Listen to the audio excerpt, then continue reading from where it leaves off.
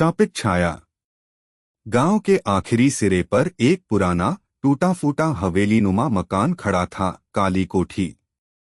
किसी को नहीं पता था कि उसमें कौन रहता है या कभी रहा था।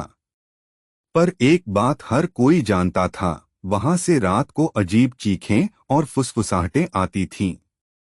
गांव के बुजुर्ग कहते थे कि 100 साल पहले वहां एक औरत रहती थी, रूपवती, जिसकी खूबसूरती का कोई सानी नहीं था। लेकिन एक रात उसका पूरा परिवार किसी अनजानी आग में जलकर खाक हो गया। उस रात के बाद से कोई भी उसे नहीं देख पाया, या शायद देखा पर वापस नहीं लौटा। रात का रहस्य। 8 दोस्तों का एक समूह कॉलेज से छुट्टियों में गांव आया था। उनमें से एक निखिल जिद्दी था। उसे भूत प्रेतों की कहानियां पसंद थीं और वह सबूत चाहता था कि ये सब झूठ है। उसकी योजना थी कि वह काली कोठी में रात बिताएगा। डरते क्यों हो? कुछ नहीं होता। सब मन का वहम है, निखिल ने दोस्तों से कहा।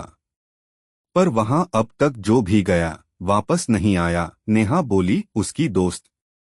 पर निखिल ने सबकी बातों को नजरअंदाज किया और रात 11 बजे अकेला उस कोठी की ओर निकल पड़ा। कोठी के अंदर दरवाजा अपने आप चरमराकर खुल गया, जैसे कोई उसका ही इंतजार कर रहा हो। अंदर घुप अंधेरा था, पर एक अजीब सी ठंडी हवा चल रही थी जो बाहर बिल्कुल नहीं थी। निखिल ने अपनी टॉर्च जलाई और आगे बढ़ा। दीवारों पर पुराने खून के धब्बे थे। फर्श पर किसी के घसीटे जाने के निशान थे। वह डर तो गया, पर अपने डर को अनदेखा कर ऊपर की मंजिल पर गया। वह जैसे ही एक कमरे में दाखिल हुआ, पीछे से दरवाजा जोर से बंद हो गया। कौन है? उसने कांपती आवाज में पूछा। कोई जवाब नहीं। पर धीरे धीरे दीवार पर एक छाया बनने लगी, एक औरत की। उसके बाल बिखरे हुए थे, आंखें गड्ढों जैसी और शरीर अधजला। तुमने मेरी नींद क्यों तोड़ी? एक धीमी पर डरावनी आवाज कमरे में गूंजी। निखिल अब कांपने लगा था।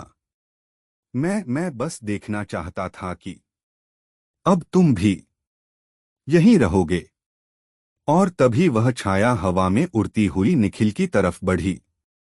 उसकी टॉर्च अपने आप बंद हो गई। कमरे में अंधेरा छा गया। एक आखिरी चीख और फिर सन्नाटा। अगली सुबह गांव वालों ने देखा कि निखिल नहीं लौटा। दोस्त और परिवार ढूंढने गए, पर कोठी का दरवाजा बंद था, भीतर से बंद। किसी ने दरवाजा तोड़ने की कोशिश की, पर जैसे किसी अदृश्य ताकत ने उसे लौहद्वार बना दिया हो।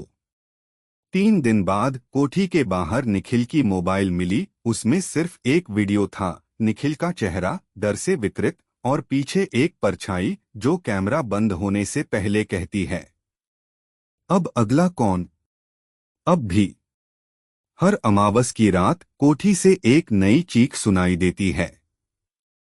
कहते हैं वो शापित छाया अब निखिल के साथ वहां रहती है और किसी नए मेहमान का इंतजार कर रही है।